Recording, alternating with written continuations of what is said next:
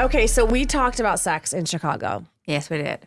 And you had read a book or many books about sex. Several. Several. But, yeah. And I'm in my sex revolution era right now. Yeah, okay, so let's talk about the sex revolution era. Love it. Okay. Well, What started the sex revolution era for you? I feel like there was so much I didn't know. And I was like, I'm having a great time having sex on my own, like being sexual on my own. Yeah. But when there is a partner involved, it's always so hard. There is like so much people pleasing. You don't want, I feel like we don't get told how to communicate our needs. We don't get taught how to prioritize ourselves and our pleasure. It always like, it's always like the other person, and you like want to make sure that they're comfortable. Yes. And you want to make sure that they orgasm, and you want to. And in doing that, I feel like I was fully neglecting myself, and I was like, hang on a second, let me read more about it. And it's also there's like I think porn messed us up because there is like this perception that sex is vaginal intercourse when 80% of women, statistics again, do not reach orgasm through vaginal intercourse alone. They need, every time I say this, I think about Karina because she said it in one of the first episodes. Yes, I do. It's Yes. a perfect Yes, little yes, yes. bundle on the outside. We need outside stimulation. Yes. And so I was like, there's a beautiful book called Come As You Are. Yes. Okay. It's like, People we're all- read it? I've not. I have it. I might even have it as an audiobook. But I've heard of it, and people rave about Wait, it. tell me. I don't know what this is. We're all different. And I feel like embracing our differences is such an important part of our own sexuality and figuring out what is it that we like, what is it that we don't like, and learning how to communicate that to our partner. Like, listen, I need this, I need that. I'm not comfortable with this. And I feel like I've always felt bad saying I don't like this. It's so funny because I feel like I'm a pretty confident person in real life, but then in the intimate settings, there is like this like weird old school, like the woman has to please. Yes. Well, yeah, but also don't you remember, like, again, reaching way back into my memory, but you would do you do the scoot or the, like, you like move, the scoot? like if something was happening sexual, you would be like, you wouldn't want to say like you're not there or like I need you to go to the left or the right. Right. It's hard. I agree. Like no one made it like a thing that you could instruct or even like it would feel like instruction as opposed to part of intimacy. and sexy. Yeah. So Also, you would we literally feel move your wrong. body. Like you'd be like you would feel like you're scooting, ruining the moment by bending. being like, can You we also feel like there's something wrong with you because porn shows you the women do it like that and they're totally happy with that. And I'm like, but I'm not. So there's something wrong with me. And so reading that book kind of makes you understand that there's nothing wrong with each and every one of us, and it's okay. But you have to have both partners.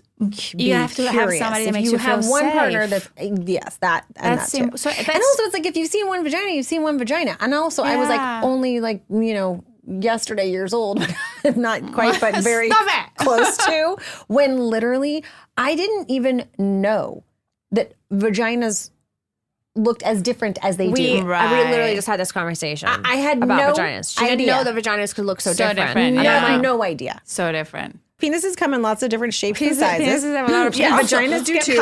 Okay, going back to sex, I feel like this is one thing that pisses me off about penises and vaginas. We women, for us, is so much harder to have casual sex. I've never been able to have a one night stand. I think they're so overrated. I think I was like, So you never have. I've never had a one night stand. I never had a one night stand. I tried the casual sex, but I think I'm doing it wrong because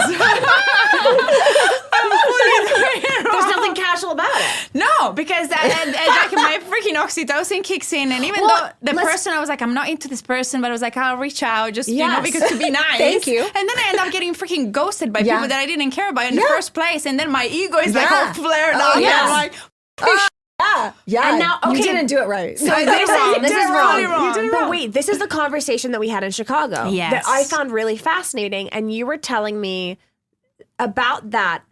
oxytocin. Yes. And so can you tell it to our listeners right now? Because I was like, whoa. Well, apparently, when women have sex for the first time, they immediately release oxytocin, which is the hormone of love, they call it. Now it makes you feel happy and in love. And men only release testosterone. So if you happen to have a one-night stand with a man, the woman walks away from it feeling like, oh my God, I love it, messaging. And the guy's like, poo-poo-doo, I go Starbucks, I go do something else. And they... Even if it was bad sex? Yes. Doesn't even matter. if it was bad sex. And men only release oxytocin when they start developing feeling for the other person. So there really is no emotional, almost casual sex for a lot of women. I feel like maybe there is. Well, not I'm one size yet fits to all. meet- Let's go back to that. I I do know women that are good at it. Do you? Casual sex. I wish. I mean, what's their secret? Are they just very secure, maybe Yeah, emotionally? I want to Because know I'm an this is anxious trying to person. it's not me, so I don't know, but I'm trying to think of what Yeah. they reported. Expectations, I think, would be the Oh, number one thing I'd say. But so So this like is when the they thing. when they like They go when they in it? went into it, it was very specifically, For that. yeah, But so yeah. this is the thing. I'm gonna have sex. I'm gonna have sex. My with first them and- time always sucks because I'm not comfortable. I don't feel safe. I don't feel secure. So I'm like, why am I even doing this? yeah. So what's the point? And Yeah. so I've stopped. And casual sex is not for me. But I feel like, yeah. Is there? Have you set like a new rule for yourself where you're like, Well, you gave me a rule. There was like 5 dates. well, I had back You're in a the five day. dater? Yeah. I was a 5-date rule. Yeah. You had to take me out on 5 dates. Yeah. I felt like by 5 dates, I would be able to have a vibe. And I would sort of know, like, what are you maybe looking for a little bit. And then I could make the decision myself, but also Right. make them wait. Okay, so this is my problem. See, that's That I meet somebody and I see, and I have a very objective perception of who they are. Red flags, everything. The minute I get intimate with them, the red flags disappear. And I only see the good things. Oh, it's and all good? Oh. oh. And so I'm going to start adopting my niece's thing. A few weeks. A few I'm gonna weeks. see if I like you as a person. Yeah. Yes. And like also listen to my first like instinct. Like See, I don't know anything about anything in the dating world, but I feel like now with all this optionality that I hear about happening in the app world, that because I mean, let's face it, it's not like every time you meet someone or the first time you meet someone, it's like sparkles, giant yeah. fireworks going Yeah, off, yeah, right? So yeah. let's say you like someone, but you're still trying to figure out if you really like them. yeah. Then if you're waiting all this time, Yeah. is there this moment where the other person Friends. is like, okay, great, I'm waiting. So I guess if I'm waiting, this is casual. And so if this Yeah. is casual, then I'm still, this is what I'm imagining. Again, But I don't think have you this can life. but wait. I'm I was the swiping. queen of blue balls when I was younger. Why did they tell us Queen that of fucking blue bullshit? balls. Do you know I how many love that. times blue balls came up and like, I felt bad. Oh my God, I gave you blue balls. Oh, I loved it. Oh my God, Power. how could I have possibly given You you this loved it. horrible Loved it. feeling? Like, I had the power next. because Yeah. I lose the power whenever Okay, I get all intimate right. with See, somebody. I clearly have just established myself as more of a people pleaser than you. Oh no, you have blue balls. I was like, I don't care. How can we fix it? I'm so sorry about. I didn't give a shit about blue balls either. I did not feel did. the pressure. Right now, you're on the sexual revolutionary journey for yourself. Yeah, I tried the like, I'm going to have sex like a man thing. It didn't work out for me. Okay, so it didn't work out for you. Yeah, that's okay. You know what? You have a basis now. You have a starting point, Exactly. and maybe you're just not good at it yet. No, I think I'm going back to my 20s, how I used to handle relationships in my 20s. Just and take what my was that? time, be easy. Just, Yes. You know? Do you feel more confident now that if you were to get into a relationship and become intimate, that you can vocalize what you need? Yeah, definitely. That's Definitely. awesome. She couldn't handle my 5-second stare a second ago. No, I Couldn't couldn't handle handle it. Do we it. believe No, her? she loved it. I said, calm it down. I started sweating. She started sweating. profusely. See, I think that that's sort of a magical, wonderful thing. And I think it's got to do with mindset and also, you know, how your life unfolds. But looking at your life and saying, I'm going to go back to where I was in my 20s Right. and be clearly so much more grown. The other thing that I thought of when I was thinking about you and sitting here with you today was that I see you with the fans and I see the way that Station 19 has rolled out for you and just this incredible presence and relationship that you created on television for people to see and to experience and to, again, I see people with you, I see people interact and like they're so grateful to you for having brought this role because it allowed for them to see themselves in a show that was mainstream and wonderful and accepted and whole and all these things. So you have done that. And that is so beautiful to watch.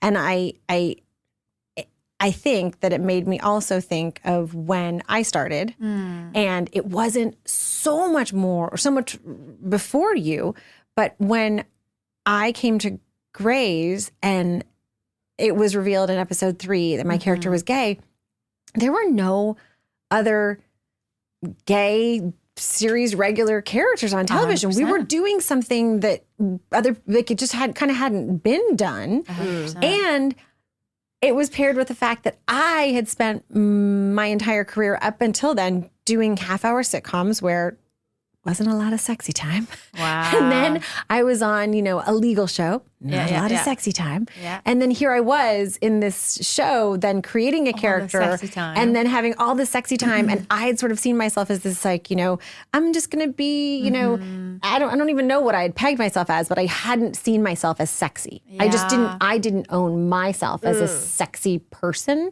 And so I look at the time that, we were telling all those stories, and I'm really proud that Sada and I were able to bring these scenes to life, given that I kind of wasn't so confident.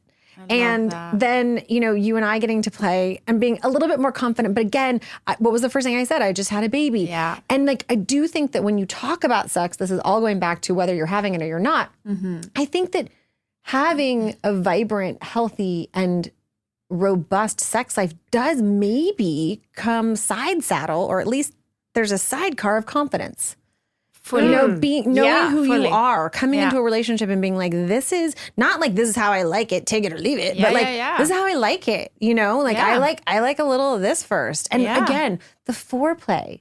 And maybe I don't know, just having role models that are showing you that the dance is fucking fun. It is. And makes coming a lot more fun and feel a lot better when you have that, even if it's going to be casual, I guess. I'm making this up, I don't know. But you've gotten some sort of lead up. It's not just you're straight into it, because I don't think, I'm not a doctor, but I don't think that that's how a lot of people feel about it. I just don't think that they can go straight into banging and not. At least women, mostly women. I think for us is a lot more. Yeah. But 100%. I think even men, but I feel in general, we need a little bit more than just, hey, you want to hook up? Yeah. Yeah. It's yeah. Definitely. All right. So basically, I think that Stefania and I's characters need to come back to Grey's Anatomy and have a take 2. I would love that. Honestly, oh my that. God! You know what though? Station 19 fans are not me happy about that. No. You know what? Let's pitch this. Let's pitch this. They meet and there is the chemistry, but they never do anything because which is so. There is a French movie. The tension. Where these two characters, you can feel the tension, but I'm like, kiss, right? And they never do. But it's so amazing.